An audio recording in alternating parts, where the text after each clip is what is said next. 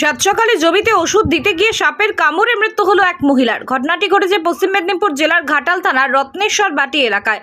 জানা গেছে এলাকার বাসিন্দা রেখা কান্ডার বয়স আনুমানিক 55 বছর। আজ সকালে বাদাম জমিতে ওষুধ দিতে গিয়েছিল, সেখানেই তাকে বিষধর সাপে কামড় দেয়। তার কিছুক্ষণের মধ্যেই তিনি অসুস্থ বোধ করেন। তড়িঘড়ি তার প্রতিবেশীরা তাকে চিকিৎসার জন্য ঘাটাল মহকুমা হাসপাতালে নিয়ে আসে। হাসপাতালে কর্মরত চিকিৎসকেরা তাকে মৃত বলে ঘোষণা করে। বাদাম বাড়িতে ওষুধ দিতে গেল, তারপরে কি যে কামড়িছে, তাতে এসে নিজেই শুয়ে পড়েছে, আম মুড়িছে। কি বললো ডাক্তার? ডাক্তাররা রিপোর্ট করেছে, বললো নাই, মারা গেছে। কি কারণে বা কি কামড়িতে অনুমান করছেন? সাপে কামড়িছে বলেই বলছে ডাক্তারবাবু। যেটা মনের মতো গহনা খুঁজছেন, পাচ্ছেন না কোনো দোকানেই? তাহলে আর দেরি কেন, আজই আসুন আস্থা জুয়েলার্সে।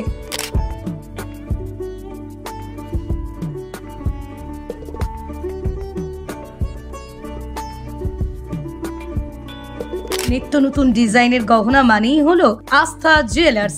সরকারি চিহ্নিত 91.6 হলমার্ক সোনা, রূপা এবং গ্রহরত্নের বিশ্বস্ত এক প্রতিষ্ঠান হলো আস্থা জুয়েলার্স।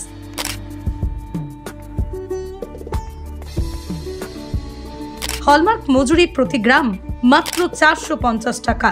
আস্থা জুয়েলার্স, ঠিকানা মদিনা চৌমাথা, হুগলি। যোগাযোগ নাম্বার 9382744080 অথবা যোগাযোগ করুন 8389863849 এই নাম্বারে।